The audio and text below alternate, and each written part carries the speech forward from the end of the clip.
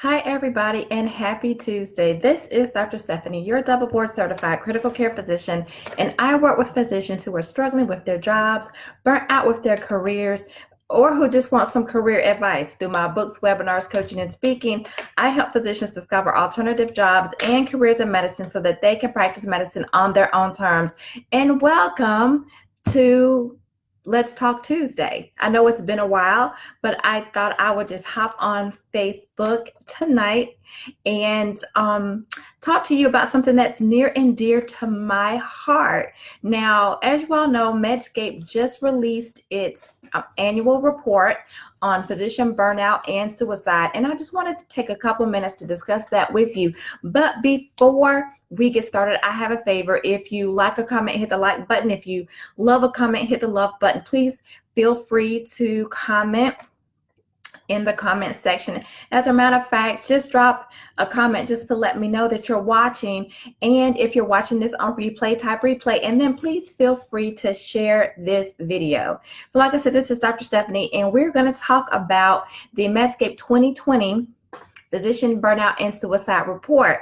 And this is what really struck me about this report. It basically said that the number one cause of burnout amongst physicians is administrative burden and a fairly toxic workplace environment and organizational culture. So this led me to kind of conclude something, that burnout is completely preventable, that burnout is treatable, and that burnout is reversible. Because if the number one cause of burnout is excessive administrative burden as it pertains to the workplace environment and organizational culture, that means that burnout is a temporary condition. It's temporary. You can do something about it. It can be prevented. We can treat that. You can recover from that, and it's reversible. But here's the thing.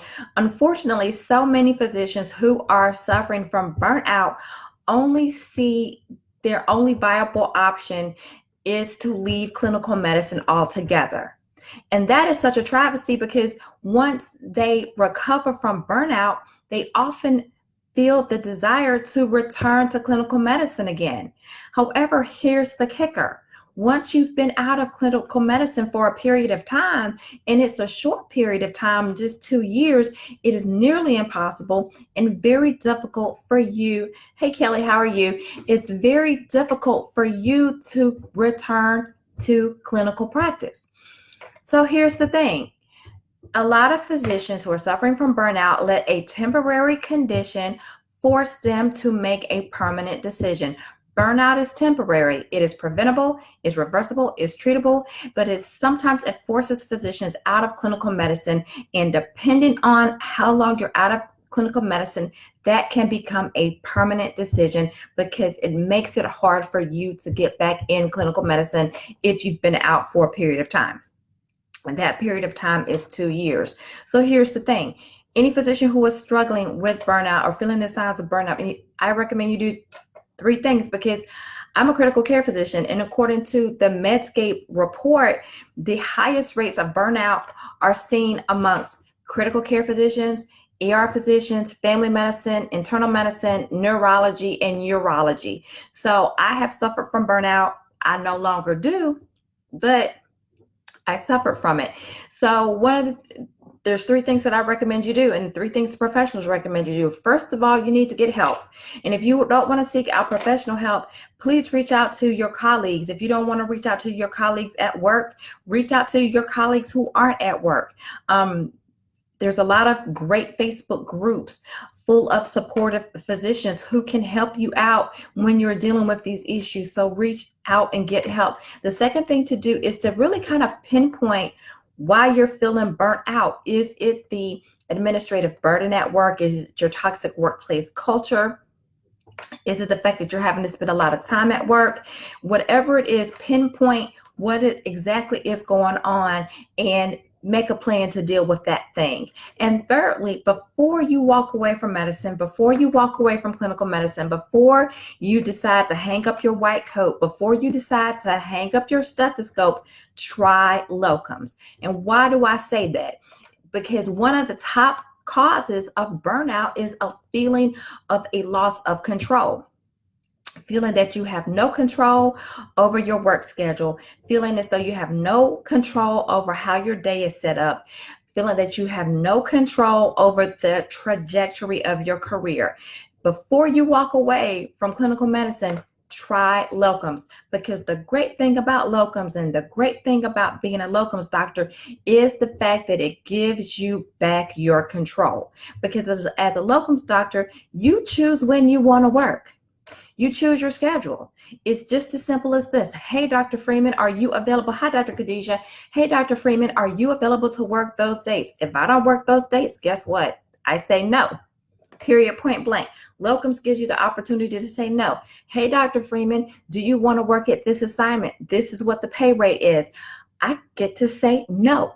It gives me back control, so you can work when you want. You can work where you want. You can work how you want. If you hate working nights, you don't have to work nights. If you love working nights, you can work nights. If you hate working holidays, you don't have to work holidays. You can work when and how you want. You can work where you want. For the most part, if you don't want to travel, you don't have to travel. If you don't want to work in a cold location, you don't have to take assignments in cold locations. You can choose what you want to do, and you can choose your pay rate. For the most part, as long as it's within the market rate. If you don't want to work for X amount of dollars, you don't have to accept that assignment. And the great thing is, if you go to an assignment and you decide you don't like the assignment, if you decide that you don't like that workplace culture, you do not have to go back. This is the best thing, one of the best things that you can do to take control. Locums allows you to regain control of your life by regaining control of your career. And that is a major component to treating burnout. And it is a major component to basically preventing burnout and even reversing burnout. So like I said, do not let a temporary situation force you into making a permanent decision. And before you make any permanent decisions about your job, about your career, consider doing locums. Now, for those of you who are interested in locums, who need a little bit more information about how to get started with locums, please download my free locums training video. I'm getting started with locums in 5 easy steps. Go to www.freelocumstraining.com, and I will put the link in the comments section.